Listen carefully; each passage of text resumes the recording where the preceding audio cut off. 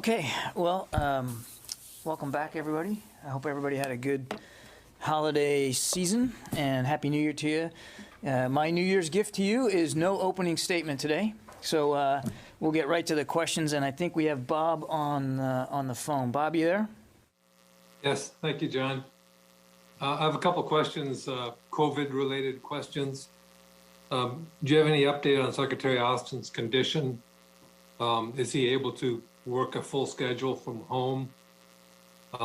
Have there been any other senior officials who've tested positive since he did? And lastly, do you have any comment on the preliminary injunction that was granted by the judge in Texas in the Navy Special Operators case? Okay, Bob. On the Secretary, he obviously remains home in quarantine.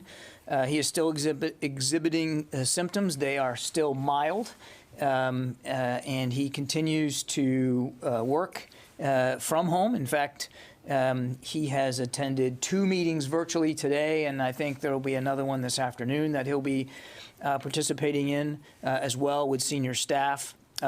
Very much in line with the same battle rhythm that he has had when he's been in the building. The meetings, these are in some cases daily and or weekly meetings. So he continues to participate remotely from home. I myself attended one of those meetings with him this morning, and he was very much engaged in every bit of the discussion.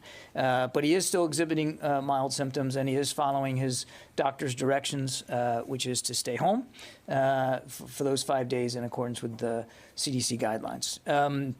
I'm not aware of any other senior officials here at the Pentagon who have contracted COVID. We understand, obviously, our obligation to be transparent with you if and when that happens. And then lastly, on the injunction, there's not a lot I can say about it, an issue which is under litigation, Bob, but as I said last night, we are aware, of course, of the injunction, and we're reviewing it and in discussions with the Department of Justice as to what options might be available to us going forward. Barb. The coalition in Iraq and Syria has just issued a statement about these strikes in the vicinity of Green Village in Syria. Can I ask you some details? What kind of strikes did the coalition launch against these suspected sites? Was it U.S. strikes? Were U.S. forces at risk? And who do you believe the adversaries were? Were they regime forces? Were they Iranian-backed militia? Were they ISIS? Can you tell us any more about this? The statement is not very I don't have a lot of satisfying detail for you, Barb, and I would certainly point you to Central Command to provide more information. My understanding is that these strikes were not airstrikes, if that's what you're asking. Your second question about were troops at risk, I assume what you mean is, were they put at risk in the conduct of the strikes? No. But they clearly are at risk in the region. I mean, one of the reasons why these sites were hit was we had reason to believe that they were going to be used as launch sites for attacks on Green Village. So clearly our men and women remain in harm's way, and we have to take that threat very seriously. We always have the right of self-defense. I'm sorry, and you had a third. And then I do have a different quick question. Who do you believe the adversary was? I'm not at a position now to get into specific attribution. That said, we continue to see threats against our forces in Iraq and Syria by militia groups that are backed by Iran. But again, I don't have specific attribution on who was responsible for these specific sites. Again, this all just recently happened. I'm sure more context will be available as we learn more. And I absolutely refer you to Central Command for any additional detail that I don't have today. Different subject very quickly. We have all watched the images of this incredible traffic jam, if that's what it is, on I-95. Not that far from the Pentagon, where many military people commute up and down, stranded overnight, some getting out, but many still stranded. I think a lot of people might be curious whether the Pentagon, the Defense Department, has offered any help, has been asked for help. You have a Marine Corps base right there. Sure. People are wondering why the military can't lend a hand. Well, first of all, as so many of us here at the Pentagon are commuters and commute along that stretch of I-95, we're all watching it with the same interest that everybody else is too, and our thoughts and concerns go out to all those who remain stuck on the highway with these weather conditions. I know of no. Well, let me put it this way. There's been no request made of the Pentagon, of the active duty military, to respond in any way to this jam on I-95. And I know of no overt efforts here at the Pentagon to make an overt offer or to get involved in any way. I think the governor of Virginia addressed this morning when he was specifically asked about whether he was going to call the National Guard out. He said he did not see a need to do that at this time. What I am aware of is that the Virginia National Guard, their leadership, has been in touch with state and local authorities, emergency authorities, to have that conversation. But as far as I know, there's been no demand signal by the state of Virginia for any military assistance whatsoever. Yep, here. I think we are starting a new chapter in Iraq, and there is a new mission for the US soldiers in there. How concerned are you that those soldiers are under attack from militias that are pro-Iranians? We have consistently been concerned about the threats to our forces in Iraq by militias backed by Iran. That is not a new concern. And I think we've seen in just the last few days that there have been acts perpetrated by some of these groups that validate the consistent concern that we've had over the safety and security of our people. But you're right, the mission has now formally changed to one of advise and assist, as we promised and as we worked out with our Iraqi hosts, and we still believe it's a valid mission, and we look forward to continuing to conduct it. But to my question, to my answer to Barb, I do want to just foot stomp one notion, and that is that our commanders have the inherent right of self-defense.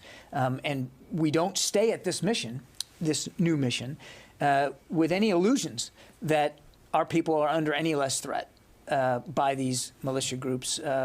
We're going to stay focused on that threat as we stay focused on the mission at hand and make sure that we're doing everything we can to protect our people. Janie. Thank you. I think you know already this. President Biden signed the Defense Authorization Act on the 27th last month, which includes maintaining the current status of USFK. How might this affect the U.S. defense budget for year 2022? No, I'm sorry, can you repeat that? How might this affect the U.S. defense budget for year 2023? You mean the 23, the one that we're putting together? I'm steadfastly not going to speculate about budget discussions for the next fiscal year.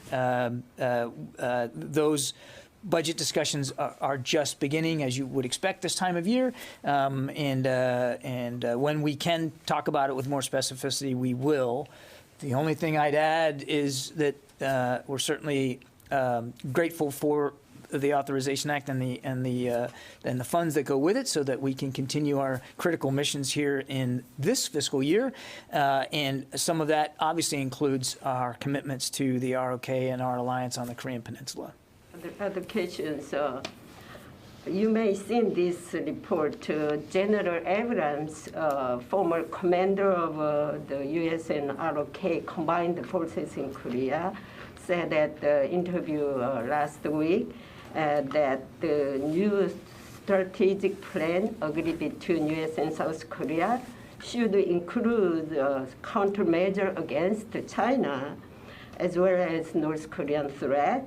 And regarding the General Abrams' mentions about China, South Korean Defense Ministry spokesperson immediately responded with displeasure to this.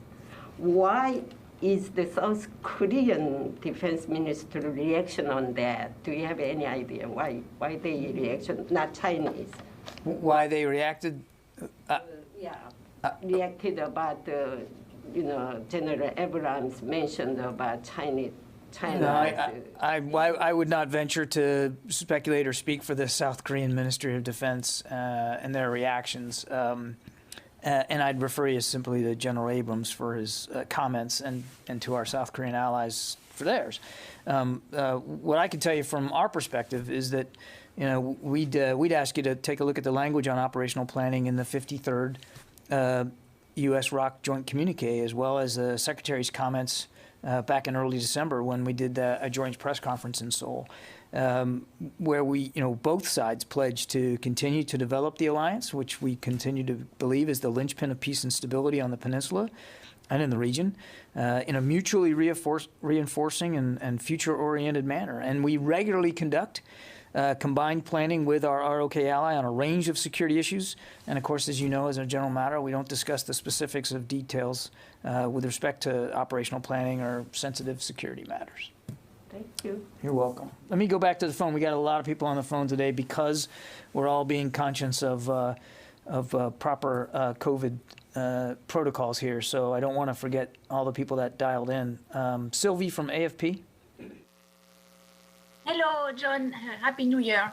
The president said that U.S. will deploy more troops in Eastern Europe if Putin invades Ukraine. So does it mean that U.S. would send more people from U.S. in Europe, or they would only displace some people who are already deployed in Europe? And also, would it include missile defense? So the answer to both your questions, Sylvia, is it depends. As we've said before, should there be another incursion, and should some of our NATO allies request additional capabilities, we would be positively disposed to consider those requests. Neither of those two contingencies have happened. So it's really not possible for me to answer your questions with great specificity. The only thing I'd say is to remind that we have a very large and robust footprint in Europe as it stands under General Walter's command, as well as NATO countries who have sizable capabilities of their own throughout the continent. So there already exists a lot of capabilities, and some of those capabilities could be moved around if that was, in fact, the request and was decided that would be the most prudent thing to do. So there are lots of options that we have available to us, that the president has available to him and to his decision making. I certainly won't get ahead of that. And what about the missile defense? Again, I'm not going to speculate about specific capabilities, Sylvie. There's been no request for changes to posture or request for additional capabilities by our NATO allies. Again, as you heard Jake Sullivan say, if there was another incursion and if there was a request for additional capabilities, we would we'd be positively disposed to consider those requests. We're just not there right now, Sylvie. So I really don't want to speculate about specific capabilities when we haven't really been asked to augment any of the existing ones that are already there on the continent. Tara Kopp. Hi, John. Happy New Year. I wanted to follow up on the announcement that you made shortly before the end of the year about the shift of the command structure for the National Guard in DC, and was hoping you could elaborate a little bit for us. What was the significance of moving it to the Secretary of Defense, particularly since the Secretary of Defense is also a politically appointed position? Was there any concern that this would keep, from optics reasons, if the Commander-in-Chief doesn't want the Guard deployed in Washington, would the Secretary of Defense necessarily then deploy them? Thank you. Well, obviously, we all work for the Commander-in-Chief, and no decision about deploying the National Guard inside the Capitol would be made without consultations and coordination with the Commander-in-Chief, of course. But just to answer your question, this was really about streamlining the decision-making process. So, yes, it got brought to the Secretary of Defense's into his authorities to grant or to refuse requests by local authorities for National Guard presence inside the Capital Region. He is in the chain of command, and I think this is something that sometimes gets lost. I mean, he is, he is as we speak in the physical chain of command already in terms of ordering both active and reserve troops around the world and around the country.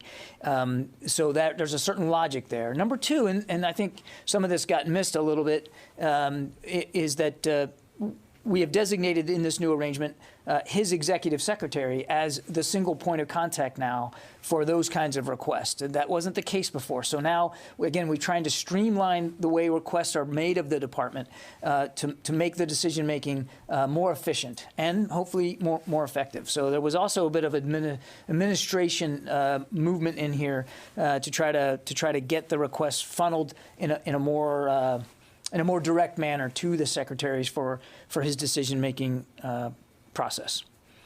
Any thought to shifting that over to the chairman of the Joint Chiefs, that authority? No, Tara, I think you know, the chairman of the Joint Chiefs is not in the chain of command and has not been and is not, as it's laid out in law, his position is not to be in the chain of command to order forces.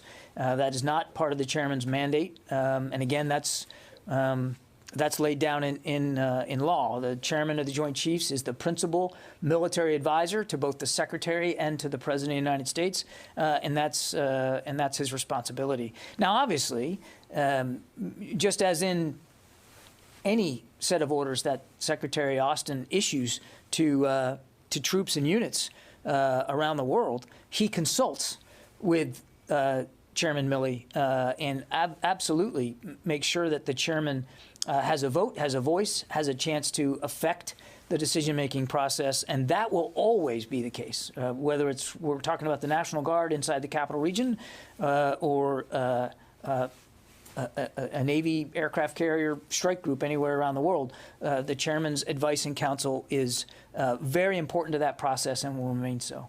Moshe. Thanks. Just ahead of January 6th, I was wondering, have there been any requests for the National Guard to be at the Capitol? No.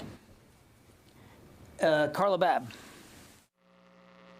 Thanks, John. Happy New Year. I have a couple questions. I know you weren't able to talk about the responsibility for that that rocket strike or that rocket launch site that we struck in Syria today, but what about the 2 drone attacks out of Iraq? You kind of hinted into it in another question, but can the U.S. confirm that those drone attacks that were stopped today and yesterday were indeed by Iranian-backed forces or Iranian forces? There have been some in Iran that have been tying the anniversary of the Soleimani killing to revenge on the United States. What more can you give us on those 2 attacks? Yeah, I'm afraid I don't have more detail in terms of attribution for those. As you rightly pointed out, Carla, they're pretty recent, just occurred. So I'm not in a position to provide specific attribution of a group or an organization. But, and I've said, as I said to Barb, I mean, these kinds of attacks are very much in keeping with the kinds of attacks we've seen from Iran-backed militias in Iraq and in Syria. And so obviously our working level assumption is that that such groups were responsible for these. But I don't want to speculate beyond that. It's in keeping with the kinds of tactics, techniques, and procedures we've seen from these groups in the past. Eleanor Watson from CBS. Hey, John, can you still hear me? Yep. Oh, sorry. I have one more follow on the New York Times report about airstrikes conducted by the U.S. military. They had some accusations, and they were saying that the civilian casualty cell that was responsible for following up on civilian casualties wasn't always prepared for the job and didn't always find things that the New York Times reporters found really easily. So my question on this is and you may have to take this, but my question is, what changes has the U.S. military made in order to better seek out civilian casualty reports and assess those allegations? Yeah, I think the Central Command spokesman was quoted in that story, and I think he provided some context about the process itself. So I'd refer you to Captain Urban to address this more specifically in terms of what they're doing right now. I think you saw in his response that he made clear that they choose assessment team members from a broad range of skill sets, and they try to do the best they can to make sure that the skills that are most needed are represented in those assessment teams. That said, and you heard the Secretary talk about this not long ago, we are absolutely interested in constantly improving our processes and our procedures. And without getting ahead of the Secretary, I know he's taking all this news coverage seriously, as well as his own curiosity in terms of how we are looking at the issue of civilian harm and how we are assessing ourselves, how we are trying to improve our capabilities in that regard. And he's working his way through recommendations that he has received from both the Central Command Commander as well as Special Operations Command Commander. And if and when we've got some new policies and procedures to speak to, we'll certainly do that. But civilian harm is something that we do take seriously, and as the Secretary said himself, we do recognize that we've got to do better. And so we're going to continue to stay focused on this, and as we make improvements, as we make changes, we'll certainly be transparent about that. Eleanor Watson, CBS. My question was answered. Thank you. Thank you. Let's see. Mike from Washington Times.